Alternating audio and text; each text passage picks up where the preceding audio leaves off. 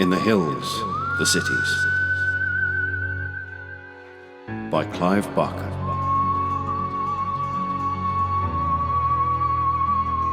Read for you by Greg Blackman.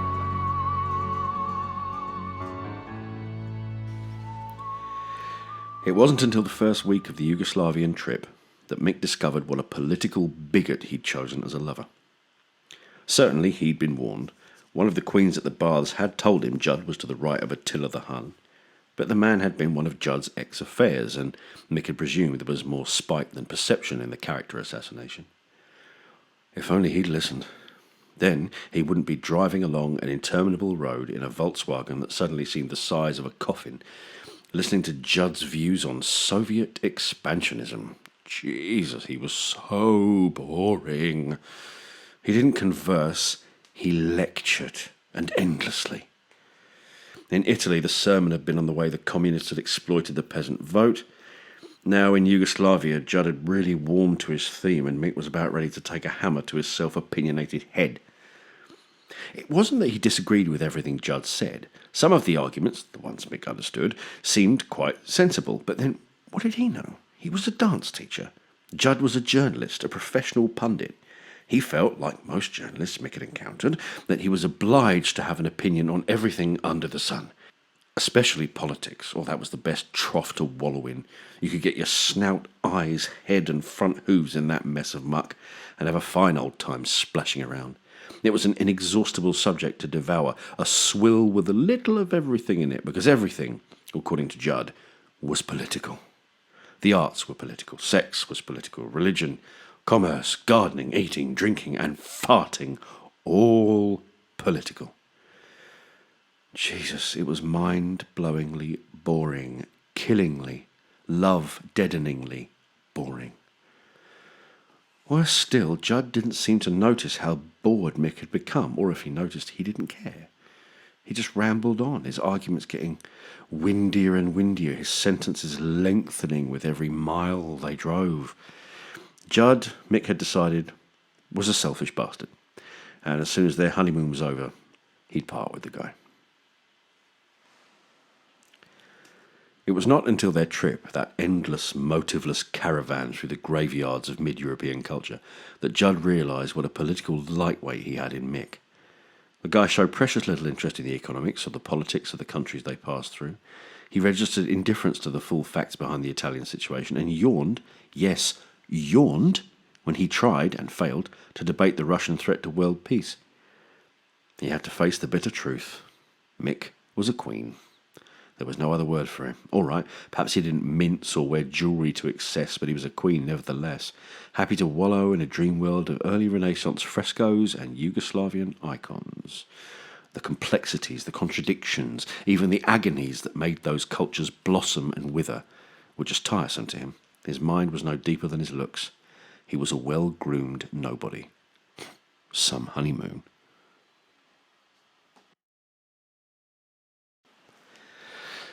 The road south from Belgrade to Novi Pazar was, by Yugoslavian standards, a good one.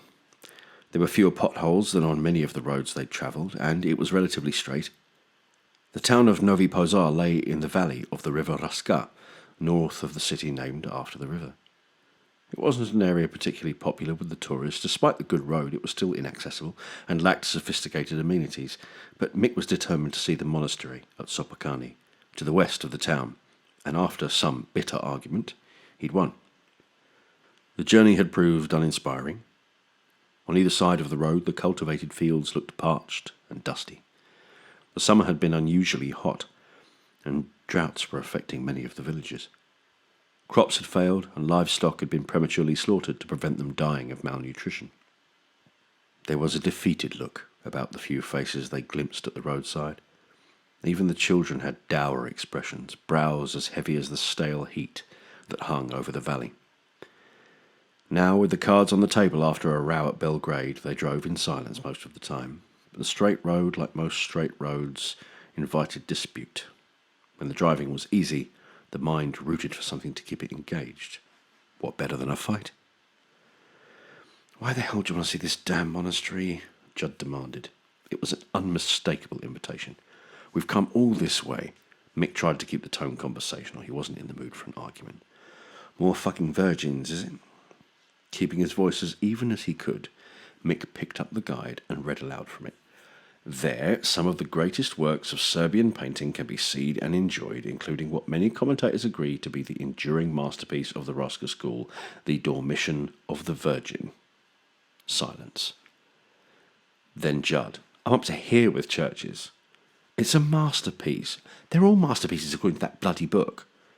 Mick felt his control slipping. 2.5 hours at most. I told you I don't want to see another church. The smell of the places makes me sick. Stale incense, old sweat and lies. It's a short detour, then we can get back on the road and you can give me another lecture on farming subsidies in the Zanzak. I'm just trying to get some decent conversation going instead of this endless tripe about Serbian fucking masterpieces. Stop the car. What? Stop the car? Judd pulled the Volkswagen onto the side of the road. Mick got out. The road was hot, but there was a slight breeze. He took a deep breath and wandered into the middle of the road, empty of traffic and of pedestrians in both directions. In every direction, empty. The heat shimmered in the heat of the fields. There were wild poppies growing in the ditches. Mick crossed the road, squatted on his haunches, and picked one. Behind him, he heard the VW's door slam. "What did you stop us for?" Judd said. His voice was still edgy, still hoping for that argument, begging for it. Mick stood up, playing with the poppy. It was close to seeding, late in the season. The petals fell from the receptacle as soon as he touched them, little splashes of red fluttering down onto the grey tarmac. "I asked you a question," Judd said. Mick looked around. Judd was standing the far side of the car, his brows a knitted line of burgeoning anger. But handsome, oh yes. A face that made women weep with frustration that he was gay. A heavy black moustache, perfectly trimmed, and eyes you could watch forever and never see the same light in them twice. Why, in God's name, thought Mick, does a man as fine as that have to be such an insensitive little shit? Judd returned the look of contemptuous appraisal, staring at the pouting pretty boy across the road. It made him want to puke seeing the little act Mick was performing for his benefit. It might just have been plausible in a 16-year-old virgin. In a 25-year-old, it lacked credibility. Mick dropped the flower and untucked his T-shirt from his jeans. A tight stomach, then a slim, smooth chest were revealed as he pulled it off. His hair was rustled when his head reappeared, and his face wore a broad grin. Judd looked at the torso. Neat, not too muscular, an appendix scar peering over his faded jeans. A gold chain, small but catching the sun, dipped in the hollow of his throat. Without meaning to, he returned Mick's grin, and a kind of peace was made between them. Mick was unbuckling his belt. "Wanna fuck?" he said, the grin not faltering. "It's no use," came an answer, though not to that question. "What isn't?" "We're not compatible." "Want to bet?" Now he was unzipped and turning away towards the wheat field that bordered the road. Judd watched as Mick cut a swathe through the swaying sea, his back the colour of the grain, so that he was almost camouflaged by it. It was a dangerous game screwing in the open air. This wasn't San Francisco or even Hampstead Heath. Nervously, Judd glanced across the road. Still empty in both directions, and Mick was turning deep in the field, turning and smiling and waving like a swimmer buoyed up in a golden surf. What the hell? There was nobody to see, nobody to know. Just the hills, liquid in the heat haze, their forested backs bent to the business of the earth, and a lost dog sitting at the edge of the road waiting for some lost master. Judd followed Mick's path through the wheat, unbuttoning his shirt as he walked. Field mice ran ahead of him, scurrying through the stalks as the giant came their way, his feet like thunder. Judd saw their panic and smiled. He meant no harm to them, but then how were they to know that? Maybe he put out 100 lives, mice, beetles, worms, before he reached the spot where Mick was lying, stark bollock naked, on a bed of trampled grain, still grinning. It was good love they made, good, strong love, equal in pleasure for both. There was a precision to their passion, sensing the moment when effortless delight became urgent, when desire became necessity. They locked together limb around limb, tongue around tongue, in a knot only orgasm could untie, their backs alternately scorched and scratched as they rolled around exchanging blows and kisses. In the thick of it, creaming together, they heard the fut-fut-fut of a tractor passing by, but they were past caring. They made their way back to the Volkswagen with body-threshed wheat in their hair and their ears, in their socks and between their toes. Their grins had been replaced with easy smiles. The truce, if not permanent, would last a few hours at least. The car was baking hot, and they had to open all the windows and doors to let the breeze cool before they started towards Novi Pozar. It was 4 o'clock, and there was still an hour's driving ahead.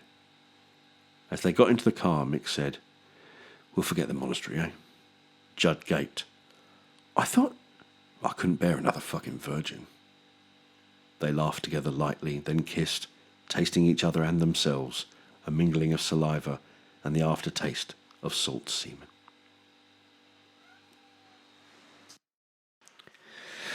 The following day was bright, but not particularly warm. No blue skies, just an even layer of white cloud. The morning air was sharp in the lining of the nostrils, like ether or peppermint. Václav Jelovsek watched the pigeons in the main square of Popolak, courting death as they skipped and fluttered ahead of the vehicles that were buzzing around. Some about military business, some civilian. An air of sober intention barely suppressed the excitement he felt on this day, an excitement he knew was shared by every man, woman and child in Popolak. Shared by the pigeons too, for all he knew. Maybe that was why they played under the wheels with such dexterity, knowing that on this day, of all days, no harm could come to them. He scanned the sky again, that same white sky he'd been peering at since dawn. The cloud layer was low, not ideal for the celebrations. A phrase passed through his mind, an English phrase he'd heard from a friend, "to have your head in the clouds." It meant, he gathered, to be lost in a reverie, in a white, sightless dream. That, he thought wryly, was all the West knew about clouds, that they stood for dreams. It took a vision they lacked to make a truth out of that casual turn of phrase. Here, in these secret hills, wouldn't they create a spectacular reality from those idle words? A living proverb? A head in the clouds. Already the first contingent was assembling in the square. There were 1 or 2 absentees owing to illness, but the auxiliaries were ready and waiting to take their places. Such eagerness! Such wide smiles when an auxiliary heard his or her name and number called and was taken out of line to join the limb that was already taking shape. On every side, miracles of organisation. Everyone with a job to do and a place to go. There was no shouting or pushing. Indeed, voices were scarcely raised above an eager whisper. He watched in admiration as the work of positioning and buckling and roping went on. It was going to be a long and arduous day. Václav had been in the square since an hour before dawn, drinking coffee from imported plastic cups, discussing the half-hourly meteorological reports coming in from Pristina and Mitrovica, and watching the starless sky as the grey light of morning crept across it. Now he was drinking his 6th coffee of the day, and it was still barely 7 o'clock. Across the square, Metzinger looked as tired and as anxious as Václav felt. They watched the dawn seep out of the east together, Metzinger and he. But now they had separated, forgetting previous companionship, and would not speak until the contest was over. After all, Metzinger was from Podujevo. He had his own city to support in the coming battle. Tomorrow they'd exchange tales of their adventures, but for today they must behave as if they didn't know each other, not even to exchange a smile. For today they had to be utterly partisan, caring only for the victory of their own city over the opposition. Now the first leg of Popolak was erected, to the mutual satisfaction of Metzinger and Václav. All the safety checks had been meticulously made, and the leg left the square, its shadow falling hugely across the face of the town hall. Václav sipped his sweet, sweet coffee and allowed himself a little grunt of satisfaction. Such days, such days. Days filled with glory, with snapping flags and high, stomach-turning sights, enough to last a man a lifetime. It was a golden foretaste of heaven. Let America have its simple pleasures, its cartoon mice, its candy-coated castles, its cults and its technologies. He wanted none of it. The greatest wonder of the world was here, hidden in the hills. Such days. In the main square of Porujevo, the scene was no less animated and no less inspiring. Perhaps there was a muted sense of sadness underlying this year's celebration, but that was understandable. Nita Obrenovic, Porujevo's loved and respected organiser, was no longer living. The previous winter had claimed her at the age of 94, leaving the city bereft of her fierce opinions and her fiercer proportions. For 60 years, Nita had worked with the citizens of Porujevo, always planning for the next contest and improving on the designs, her energies spent on making the next creation more ambitious and more lifelike than the last. Now she was dead and sorely missed. There was no disorganisation in the streets without her. The people were far too disciplined for that. But they were already falling behind schedule, and it was almost 7:25. Nita's daughter had taken over in her mother's stead, but she lacked Nita's power to galvanise the people into action. She was, in a word, too gentle for the job in hand. It required a leader who was part prophet and part ringmaster to coax and bully and inspire the citizens into their places. Maybe after 2 or 3 decades and with a few more contests under her belt, Nita Obrenovic's daughter would make the grade. But for today, Porujevo was behindhand. Safety checks were being overlooked. Nervous looks replaced the confidence of earlier years. Nevertheless, at 6 minutes before 8, the first limb of Porujevo made its way out of the city to the assembly point to wait for its fellow. But by that time, the flanks were already lashed together in Popolac, and armed contingents were awaiting orders in the town square. Mick woke promptly at 7, though there was no alarm clock in their simply furnished room at the Hotel Beograd. He lay in his bed and listened to Judd's regular breathing from the twin bed across the room. A dull morning light whimpered through the thin curtains, not encouraging an early departure. After a few minutes staring at the cracked paintwork on the ceiling, and a while longer at the crudely carved crucifix on the opposite wall, Mick got up and went to the window. It was a dull day, as he'd guessed. The sky was overcast, and the roofs of Novi Pazar were grey and featureless in the flat morning light. But beyond the roofs, to the east, he could see the hills. There was sun there. He could see shafts of light catching the blue-green of the forest, inviting a visit to their slopes. Today, maybe, they would go south to Kovos-Dimitrova. There was a market there, wasn't there, and a museum? And they could drive down the valley of the Ibar, following the road beside the river, where the hills rose wild and shining on each side. The hills. Yes, today, he decided, they would see the hills. It was 8:15. By 9, the main bodies of Popolac and Porujevo were substantially assembled. In their allotted districts, the limbs of both cities were ready and waiting to join their expectant torsos. Vaslav Jelovjek capped his gloved hands over his eyes and surveyed the sky. The cloud base had risen in the last hour, no doubt of it, and there were breaks in the clouds to the west, even on occasion a few glimpses of the sun. It wouldn't be a perfect day for the contest, perhaps, but certainly adequate. Mick and Judd breakfasted late on Hemendex, roughly translated as ham and eggs, and several cups of good black coffee. It was brightening up, even in Novi Pazar, and their ambitions were set high. Kozovska-Mitrova by lunchtime, and maybe a visit to the castle hills of Zvekan in the afternoon. About 9:30 they motored out of Novi Pazar and took the Zbrovac road to the Ibar Valley. Not a good road, but the bumps and potholes couldn't spoil the new day. The road was empty, except for the occasional pedestrian, and in the place of the maize and cornfields they passed on the previous day, the road was flanked by undulating hills whose sides were thickly and darkly forested. Apart from a few birds, they saw no wildlife. Even their infrequent travelling companions petered out altogether after a few miles, and the occasional farmhouse they drove by appeared locked and shuttered up. Black pigs ran unattended in a yard with no child to feed them. Washing snapped and billowed on a sagging line, with no washerwoman in sight.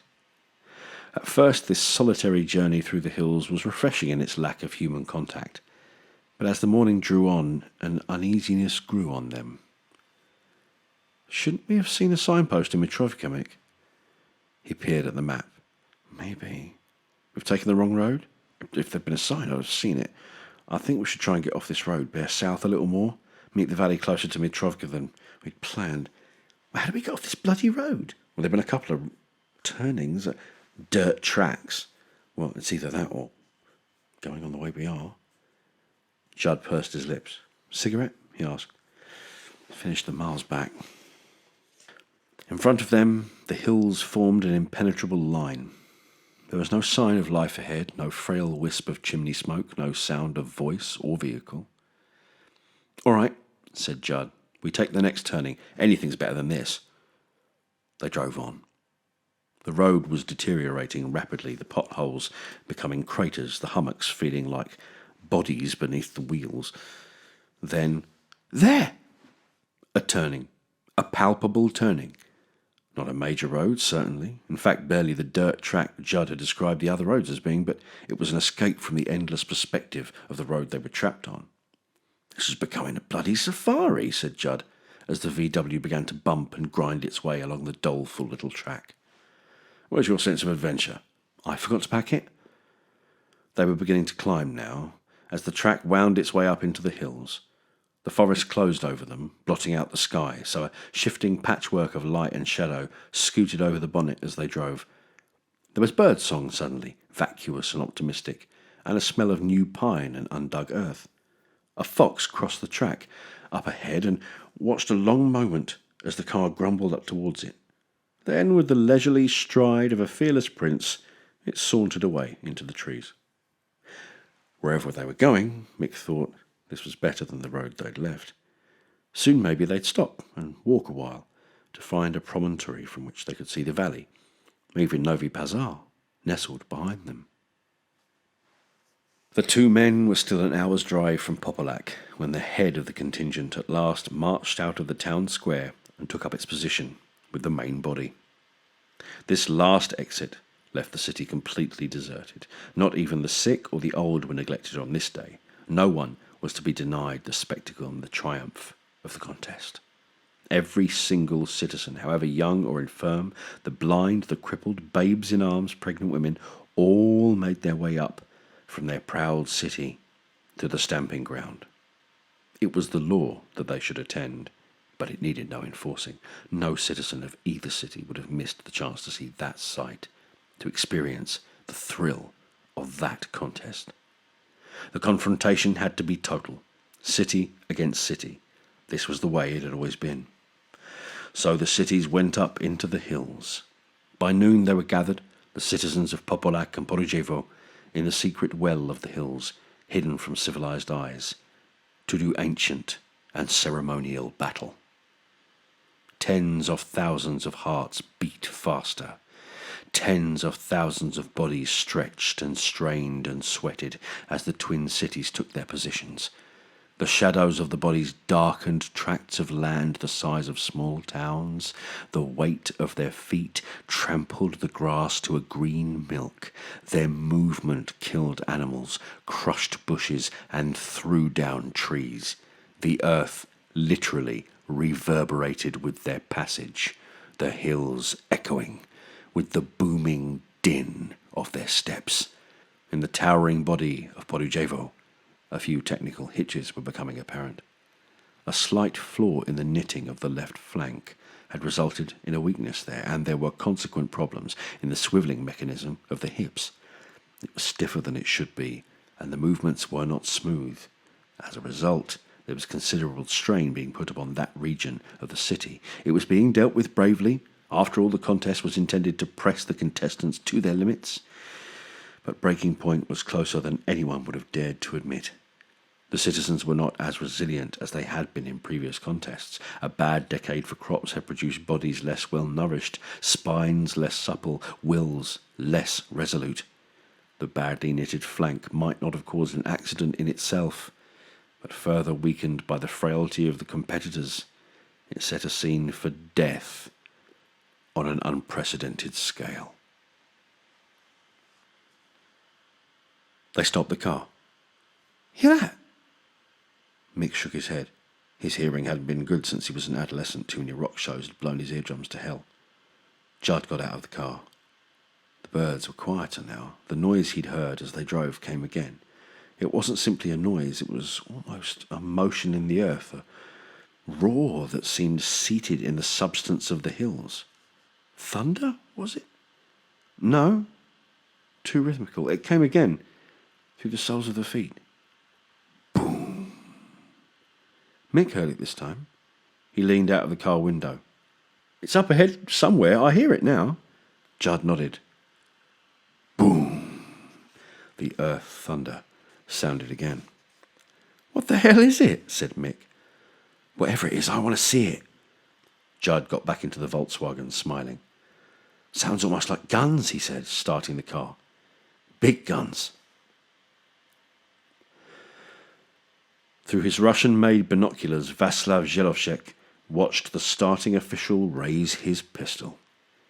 He saw the feather of white smoke rise from the barrel, and a second later heard the sound of the shot across the valley.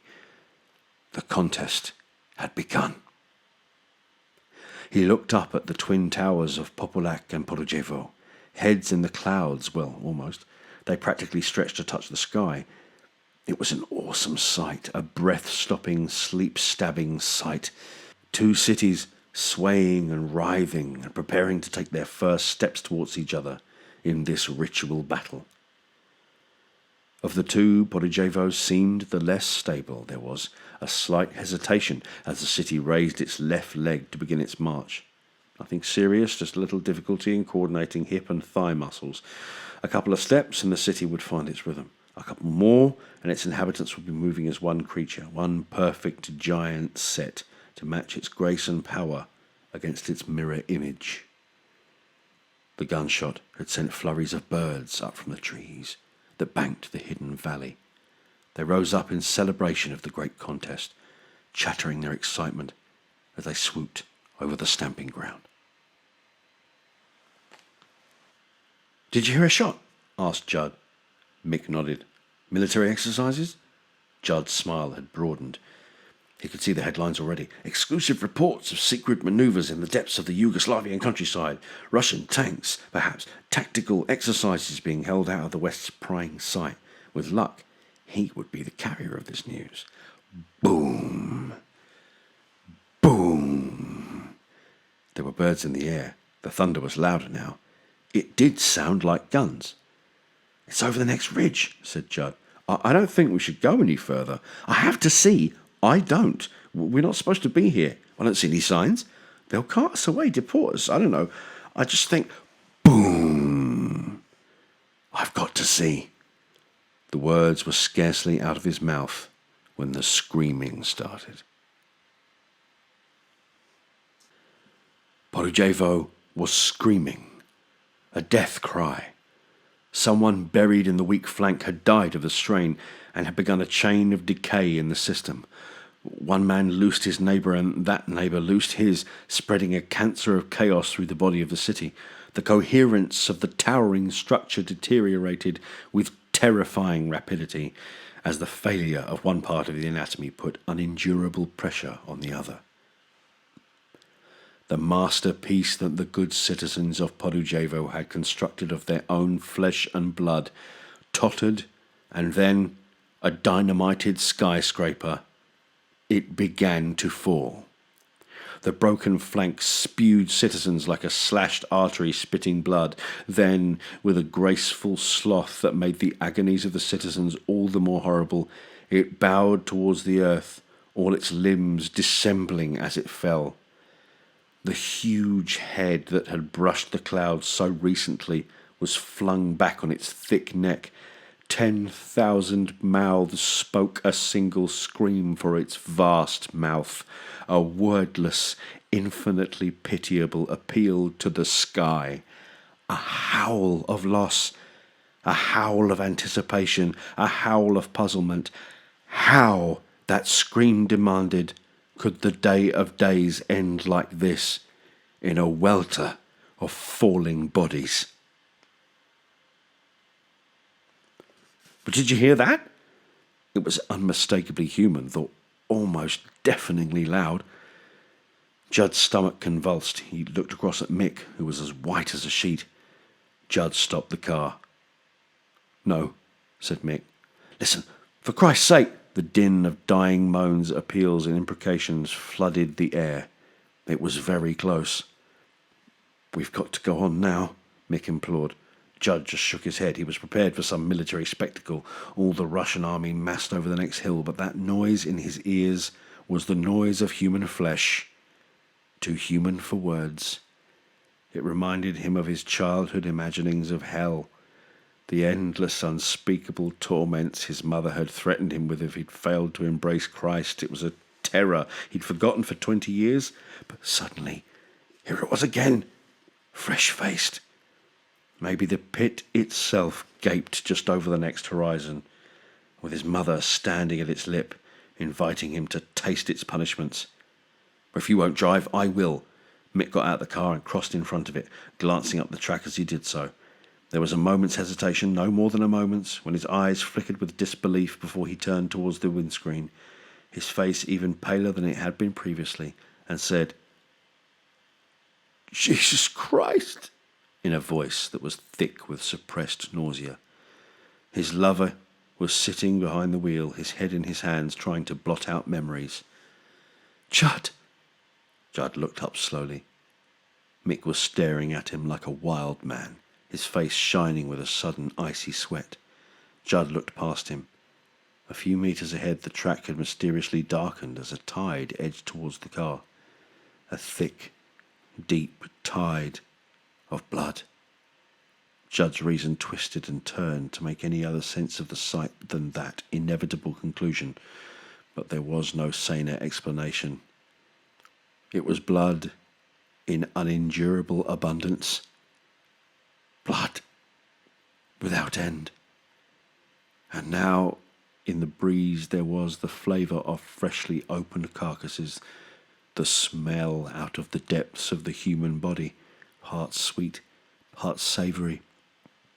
Mick stumbled back to the passenger side of the VW and fumbled weakly at the handle. The door opened suddenly and he lurched inside, his eyes glazed. "Back up," he said. Judd reached for the ignition. The tide of blood was already sloshing against the front wheels. Ahead, the world had been painted red. "Drive, for fuck's sake, drive!" Judd was making no attempt to start the car. "We must look," he said without conviction. "We have to." "We don't have to do anything," said Mick, "but get the hell out of here. It's not our business." Plane crash. "There's no smoke." "Those are human voices." Mick's instinct was to leave well alone. He could read about the tragedy in a newspaper. He could see the pictures tomorrow when they were grey and grainy. Today it was too fresh, too unpredictable. Anything could be at the end of that track. Bleeding. "We must..." Judd started the car, while beside him Mick began to moan quietly. The VW began to edge forward, nosing through the river of blood, its wheels spinning in the queasy, foaming tide. "No," said Mick very quietly. "Please, no." "We must," was Judd's reply. "We must. We must." Only a few yards away, the surviving city of Popolac was recovering from its first convulsions. It stared with 1,000 eyes at the ruins of its ritual enemy, now spread in a tangle of rope and bodies over the impacted ground, shattered forever. Popolac staggered back from the sight, its vast legs flattening the forest that bounded the stamping ground, its arms flailing the air, but it kept its balance, even as a common insanity, woken by the horror at its feet, surged through its sinews and curdled its brain. The order went out the body thrashed and twisted and turned from the grisly carpet of Podujevo and fled into the hills. As it headed into oblivion, its towering form passed between the car and the sun, throwing its cold shadow over the bloody road. Mick saw nothing through his tears, and Judd, his eyes narrowed against the sight he feared seeing around the next bend, only dimly registered that something had blotted the light for a minute. A cloud, perhaps. A flock of birds. Had he looked up at that moment, just stolen a glance out towards the northeast, he would have seen Poplak's head, the vast swarming head of a maddened city, disappearing below his line of vision as it marched into the hills. He would have known that this territory was beyond his comprehension, and that there was no healing to be done in this corner of hell. But he didn't see the city, and he and Mick's last turning point had passed. From now on, like Popolak and its dead twin, they were lost to sanity and to all hope of life. They rounded the bend, and the ruins of Podujevo came into sight. Their domesticated imaginations had never conceived of a sight so unspeakably brutal. Perhaps in the battlefields of Europe as many corpses had been heaped together, but had so many of them been women and children, locked together with the corpses of men? There had been piles of dead as high, but ever so many recently abundant with life. There had been cities laid waste as quickly, but ever an entire city lost to the simple dictate of gravity. It was a sight beyond sickness. In the face of it, the mind slowed to a snail's pace. The forces of reason picked over the evidence with meticulous hands, searching for a flaw in it, a place where it could say, "This is not happening. This is a dream of death, not death itself." But reason could find no weakness in the wall. This was true. It was death indeed. Podujevo had fallen. 38,765 citizens were spread on the ground, or rather flung in ungainly seeping piles. Those who had not died of the fall or of suffocation were dying. There would be no survivors from that city except that bundle of onlookers that had traipsed out of their homes to watch the contest.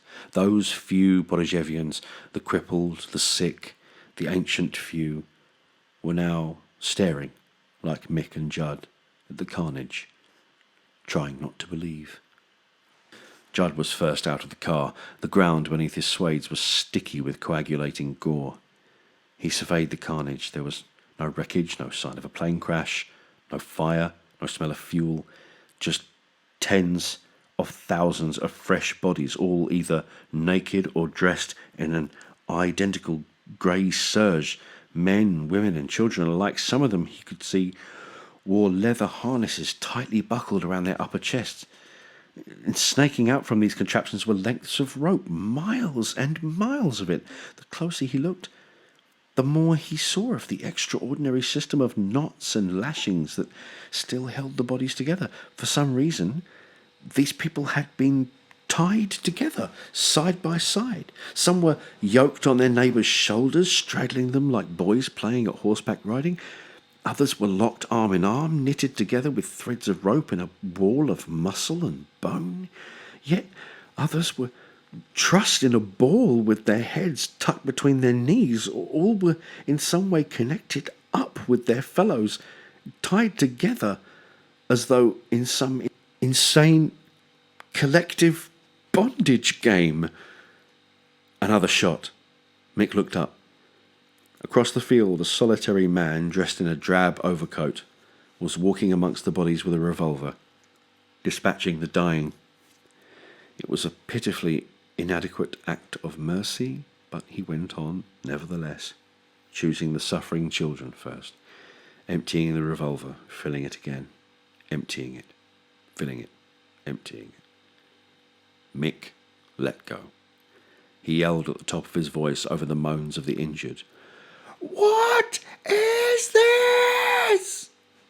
The man looked up from his appalling duty, his face as dead grey as his coat. Huh? He grunted, frowning at the two interlopers through his thick spectacles. What happened here? Mick shouted at him. It felt good to shout. It felt good to be angry at the man. Maybe he was to blame. It would be a fine thing just to have someone to blame. Tell us, Mick said. He could hear the tears throbbing in his voice. Tell us, for God's sake, explain. Grey Coat shook his head. He didn't understand a word this young idiot was saying. It was English he spoke, but that's all he knew.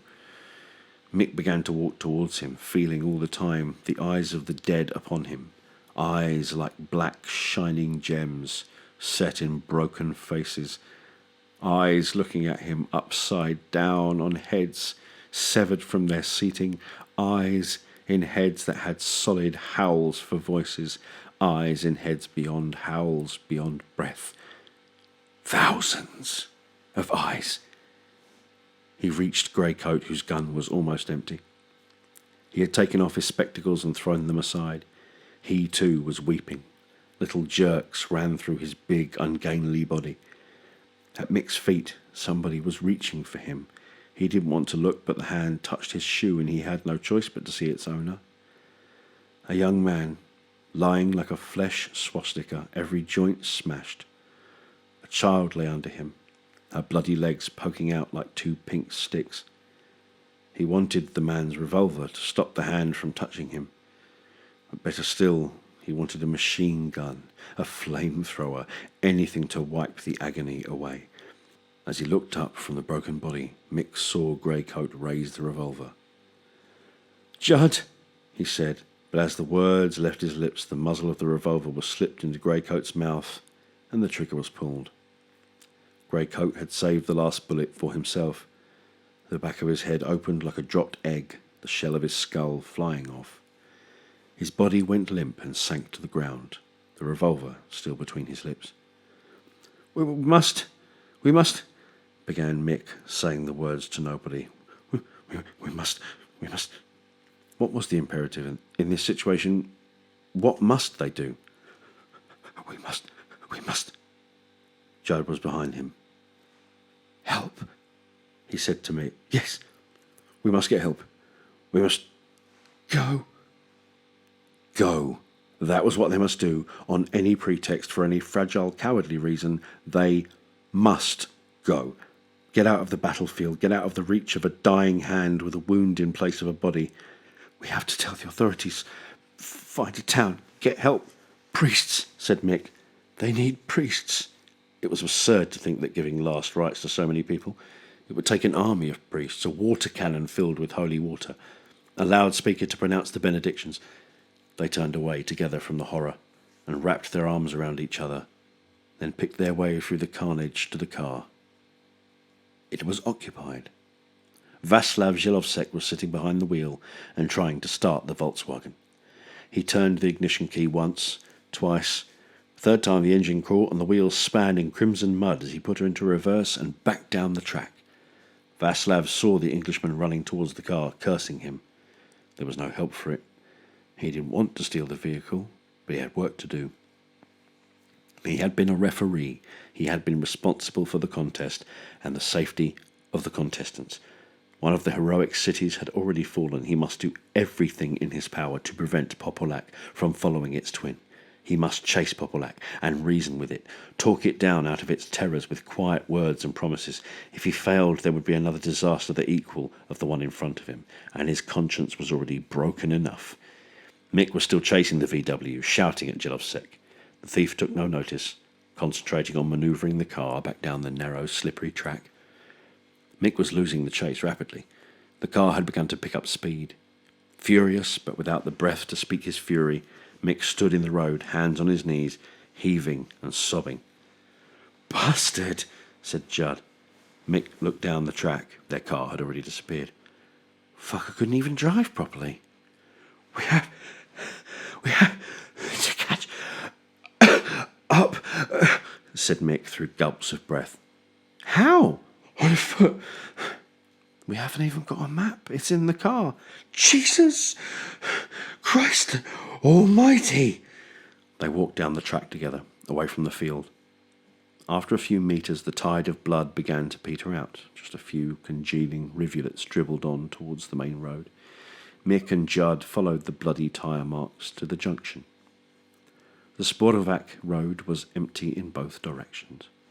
The tyre marks showed a left turn. "He's gone deeper into the hills," said Judd, staring along the lovely road towards the blue-green distance. "He's out of his mind." "Do we go back the way we came? It'll take us all night on foot. We'll hop a lift." Judd shook his head. His face was slack and his look lost. "Don't you see, Mick? They all knew this was happening. The people in the farms, they got the hell out while those people went crazy up there. There'll be no cars along this road, I'll lay you anything. Except maybe a couple of shit-dumb tourists like us. And no tourists would stop for the likes of us." He was right. They looked like butchers splattered with blood. Their faces were shining with grease, their eyes maddened. "We'll have to walk," said Judd, "the way we went." He pointed along the road. The hills were darker now. The sun had suddenly gone out on their slopes. Mick shrugged. Either way, he could see they had a night on the road ahead of them.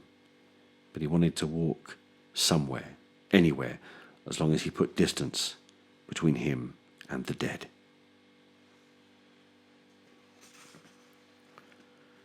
In Popolac, a kind of peace reigned.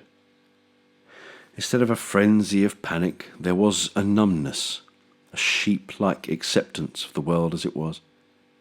Locked in their positions, strapped, roped and harnessed to each other in a living system that allowed for no single voice to be louder than any other, nor any back to labour less than its neighbours, they let an insane consensus replace the tranquil voice of reason.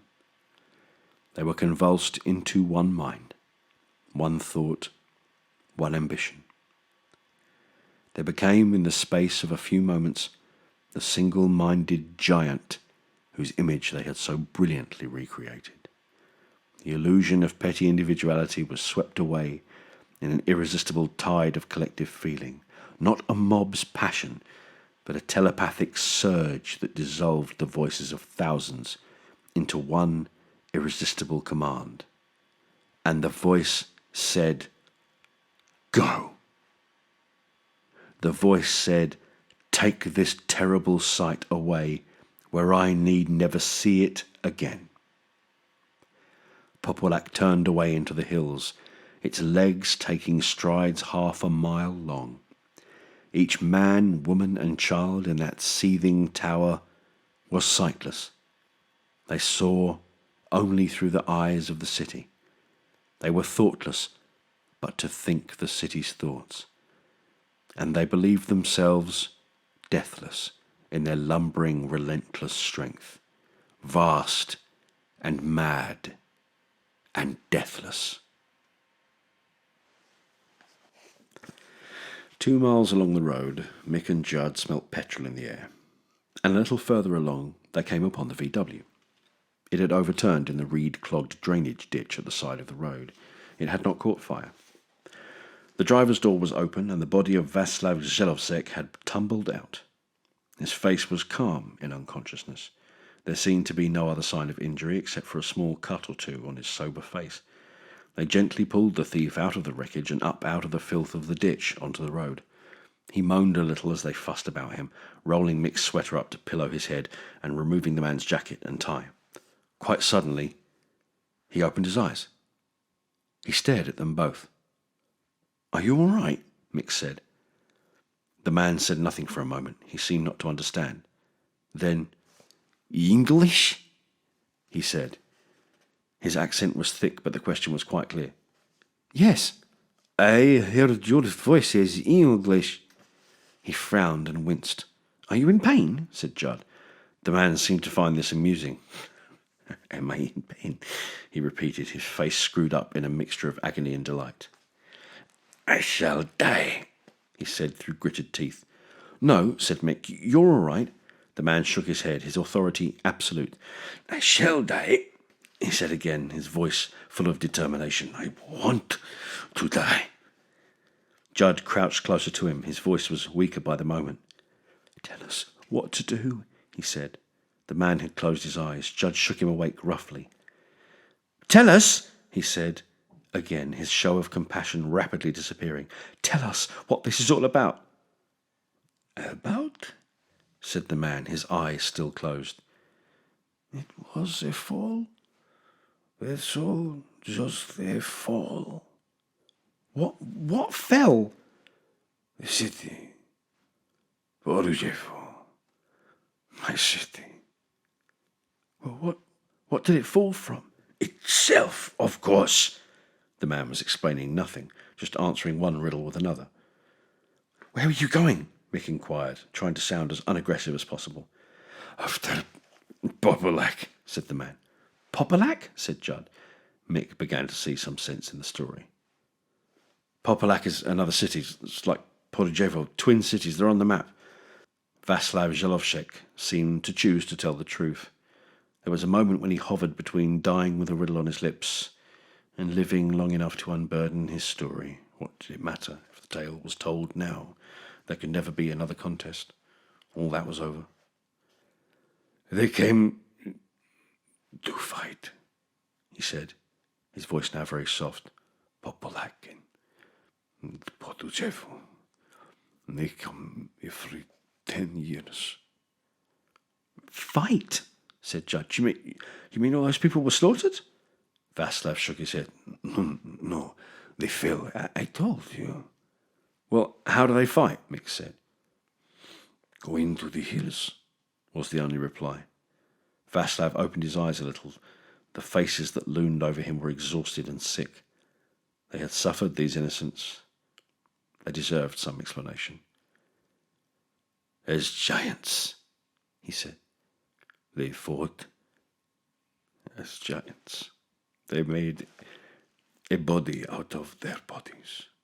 Do you understand? The frame, the muscles, the bone, the eyes, nose, teeth, all made of men and women."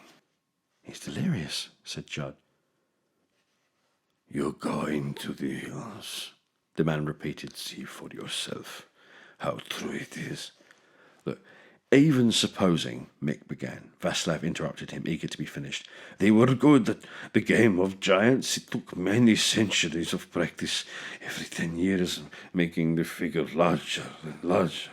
One always ambitious to be larger than the other. Ropes to tie them all together flawlessly. Sinews, ligaments. There was food in its belly. There were pipes from the loins to take away the waste. The best sighted sat in the eye sockets, the best voice in the mouth and throat. You wouldn't believe the engineering of it." "I don't," said Judd and stood up. "It is the body of the state," said Vaslav so softly his voice was barely above a whisper. "It is the shape of our lives." There was silence. Small clouds passed over the road, soundlessly shedding their mass to the air. "It was a miracle," he said. It was as if he realized the true enormity of the fact for the first time. "It was a miracle." It was enough. Yes, it was quite enough. His mouth closed, the words said, and he died. Mick felt this death more acutely than the thousands they had fled from. Or rather, this death was the key to unlock the anguish he felt for them all. Whether the man had chosen to tell a fantastic lie as he died, or whether this story was in some way true, Mick felt useless in the face of it. His imagination was too narrow to encompass the idea. His brain ached with the thought of it, and his compassion cracked under the weight of the misery he felt. They stood on the road, while the clouds scudded by, their vague grey shadows passing over them towards the enigmatic hills. It was twilight. Popolak could stride no further. felt exhaustion in every muscle. Here and there in its huge anatomy, deaths had occurred, but there was no grieving in the city for its deceased cells. If the dead were in the interior, the corpses were allowed to hang from their harnesses. If they formed the skin of the city, they were unbuckled from their positions and released to plunge into the forest below. The giant was not capable of pity. It had no ambition but to continue until it ceased. As the sun slunk out of sight, Popolac rested, sitting on a small hillock, nursing its huge head in its huge hands. The stars were coming out with their familiar caution. Night was approaching, mercifully bandaging up the wounds of the day, blinding eyes that had seen too much. Popolac rose to its feet again and began to move, step by booming step. It would not be long, surely, before fatigue overcame it, before it could lie down in the tomb of some lost valley and die. But for a space yet it must walk on, each step more agonizingly slow than the last, while the night bloomed black around its head. Mick wanted to bury the car thief somewhere on the edge of the forest. Judd, however, pointed out that burying a body might seem, in tomorrow's saner light, a little suspicious. And besides, wasn't it absurd to concern themselves with one corpse when there were literally thousands of them lying a few miles from where they stood? The body was left to lie, therefore, and the car to sink deeper into the ditch. They began to walk again. It was cold, and colder by the moment, and they were hungry. But the few houses they passed were all deserted, locked and shuttered, every one. "What did he mean?" said Mick as they stood looking at another locked door. "He was talking metaphor, all that stuff about giants. Some Trotskyist tripe," Judd insisted. "I don't think so." "I know so. It's his deathbed speech. You've probably been preparing it for years." "I don't think so," Mick said again, and began walking back towards the road. "Oh, how's that?" Judd was at his back. He wasn't towing some party line. "Are you saying you think there's some giant around here someplace, for fuck's sake?" Mick turned to Judd. His face was difficult to see in the twilight, but his voice was sober with belief. "Yes, I think he was telling the truth." "That's absurd. That's ridiculous." "No." Judd hated Mick that moment, hated his naivete, his passion to believe any half-witted story if it had a whiff of romance about it. And this was the worst, the most preposterous. "No," he said again. "No, no, no." The sky was porcelain smooth and the outline of the hills black as pitch. "I'm fucking freezing," said Mick out of the ink. "Are you staying here or walking with me?"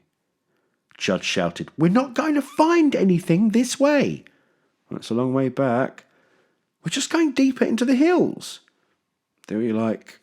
"I'm walking." His footsteps receded. The dark encased him. After a minute, Judd followed. The night was cloudless and bitter. They walked on, their collars up against the chill, their feet swollen in their shoes.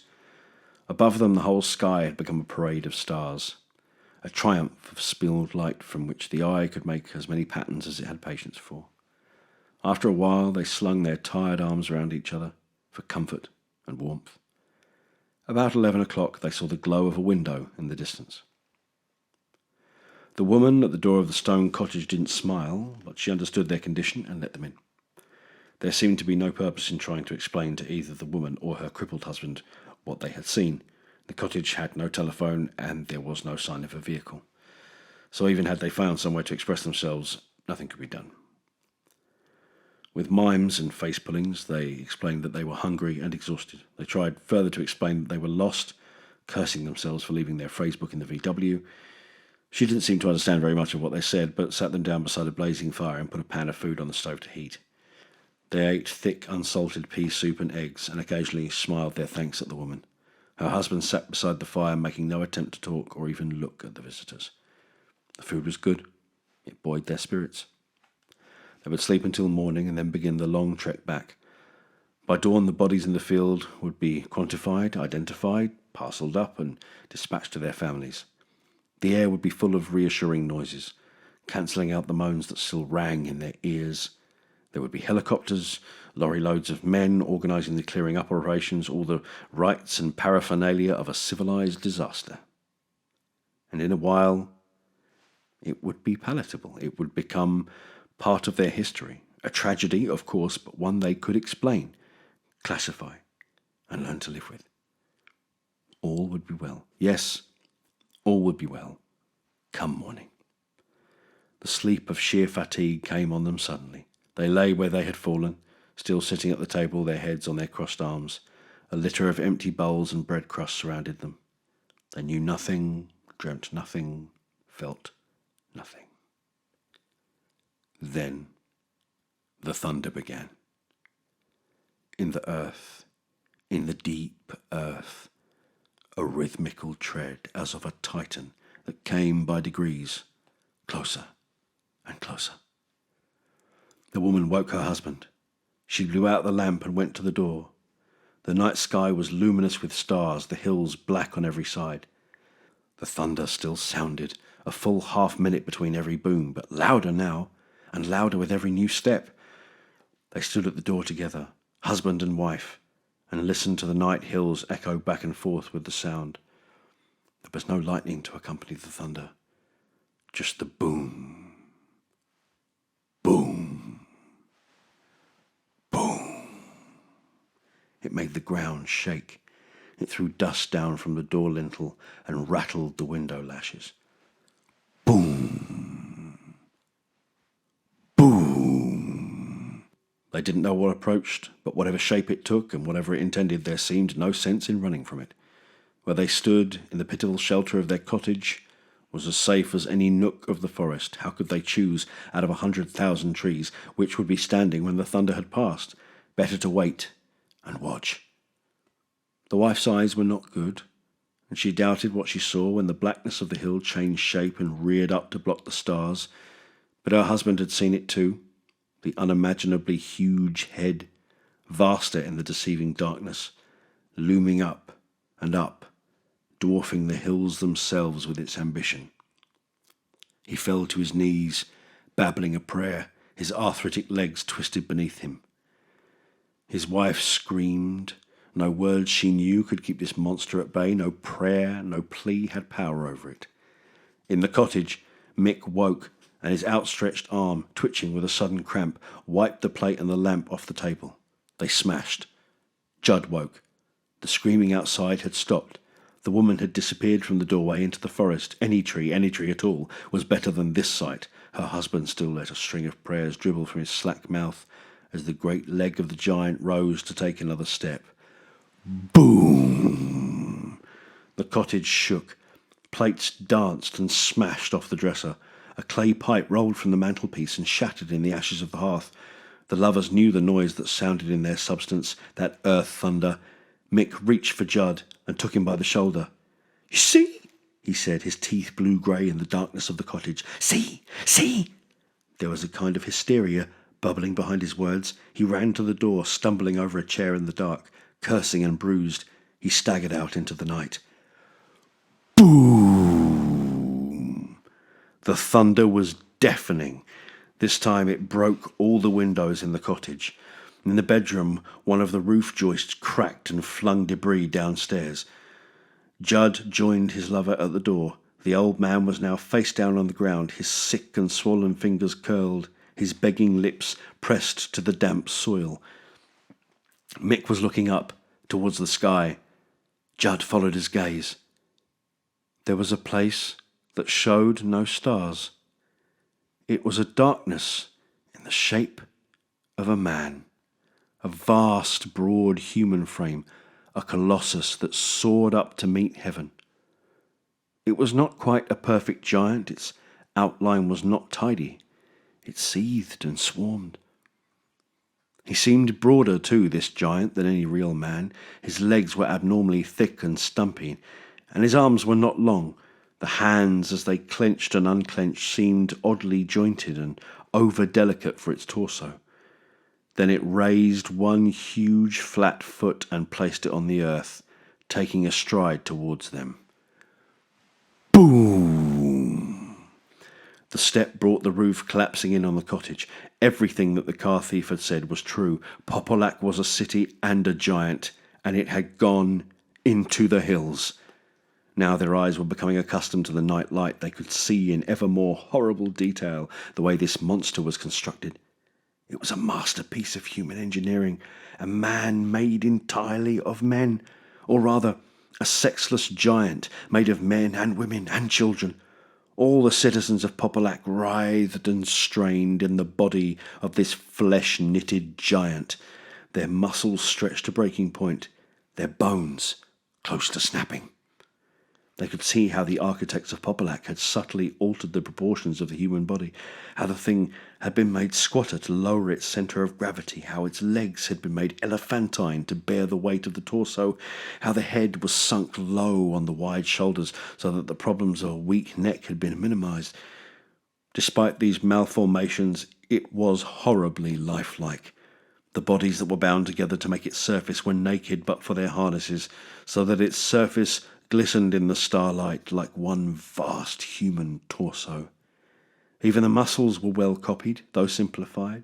They could see the way the roped bodies pushed and pulled against each other in the solid cords of flesh and bone. They could see the intertwined people that made up the body, the backs like turtles packed together to offer the sweep of the pectorals, the lashed and knotted acrobats at the joints of the arms and legs alike, rolling and unwinding to articulate the city. But surely the most amazing sight of all was the face. Cheeks of bodies, cavernous eye sockets in which heads stared, 5 bound together for each eyeball, a broad flat nose and a mouth that opened and closed as the muscles of the jaw bunched and hollowed rhythmically, and from that mouth, lined with teeth of bald children, the voice of the giant, now only a weak copy of its former powers, spoke a single note of idiot music. Popolac walked, and Popolac sang. Was there ever a sight in Europe the equal of it? They watched Mick and Judd as it took another step towards them. The old man had wet his pants. Blubbering and begging, he dragged himself away from the ruined cottage into the surrounding trees, dragging his dead legs after him. The Englishmen remained where they stood, watching the spectacle as it approached. Neither dread nor horror touched them, just an awe that rooted them to the spot. They knew this was a sight they could never hope to see again. This was the apex. After this, there was only common experience. Better to stay then, though every step brought death nearer. Better to stay and see the sight while it was still there to be seen. And if it killed them, this monster, then at least they would have glimpsed a miracle, known this terrible majesty for a brief moment. It seemed a fair exchange. Popolac was within 2 steps of the cottage. They could see the complexities of its structure quite clearly. The faces of the citizens were becoming detailed, white, sweat-wet, and content in their weariness. Some hung dead from their harnesses, their legs swinging back and forth like the hanged. Others, children particularly, had ceased to obey their training and had relaxed their position so that the form of the body was degenerating, beginning to seethe with the boils of rebellious cells. Yet still it walked, each step an incalculable effort of coordination and strength. Boom! The step that trod the cottage came sooner than they thought. Mick saw the leg raised, saw the faces of the people in the shin and ankle and foot. They were as big as he was now, all huge men, chosen to take the full weight of this great creation. Many were dead. The bottom of the foot, he could see, was a jigsaw of crushed and bloody bodies, pressed to death under the weight of their fellow citizens. The foot descended with a roar. In a matter of seconds, the cottage was reduced to splinters and dust. Popolac blotted the sky utterly. It was, for a moment, the whole world, heaven and earth. Its presence filled the senses to overflowing. At this proximity, one look could not encompass it. The eye had to range backwards and forwards over its mass to take it all in, and even then, The mind refused to accept the whole truth. A whirling fragment of stone, flung off from the cottage as it collapsed, struck Judd full in the face. In his head he heard the killing stroke like a ball hitting a wall, a play-yard death. No pain, no remorse, out like a light, a tiny, insignificant light. His death cry lost in the pandemonium, his body hidden in the smoke and darkness. Mick neither saw nor heard Judd die. He was too busy staring at the foot as it settled for a moment in the ruins of the cottage, while the other leg mustered the will to move. Mick took his chance. Howling like a banshee, he ran towards the leg, longing to embrace the monster. He stumbled in the wreckage and stood again, bloodied, to reach for the foot before it was lifted, and he was left behind. There was a clamour of agonised breath as the message came to the foot that it must move. Mick saw the muscles of the shin bunch and marry as the leg began to lift. He made one last lunge at the limb as it began to leave the ground, snatching a harness or a rope or human hair or flesh itself, anything to catch this passing miracle and be a part of it. Better to go with it, wherever it was going, serve in its purpose, whatever that might be. Better to die with it than live without it. He caught the foot and found a safe purchase on its ankle, screaming his sheer ecstasy at his success. He felt the great leg raised and glanced down through the swirling dust to the spot where he had stood, already receding as the limb climbed. The earth was gone from beneath him. He was a hitchhiker with a god. The mere life he had left was nothing to him now, or ever. He would live with this thing. Yes, he would live with it, seeing it and eating it with his eyes until he died of sheer gluttony. He screamed and howled and swang on the ropes, drinking up his triumph. Below, far below, he glimpsed Judd's body, curled up pale on the dark ground, irretrievable. Love and life and sanity were gone like the memory of his name or his sex or his ambition. It all meant nothing at all. Boom! Boom! Popolac walked, the noise of its steps receding to the east.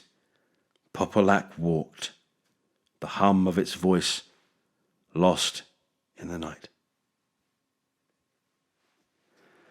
After a day, birds came, foxes came, flies, butterflies, wasps came. Judd moved, Judd shifted, Judd gave birth. In his belly, maggots warmed themselves. In a vixen's den, the good flesh of his thigh was fought over. After that, it was quick. The bones yellowing, the bones crumbling. Soon an empty space which he had once filled with breath and opinions. Darkness, light. Darkness, light. He interrupted neither with his name.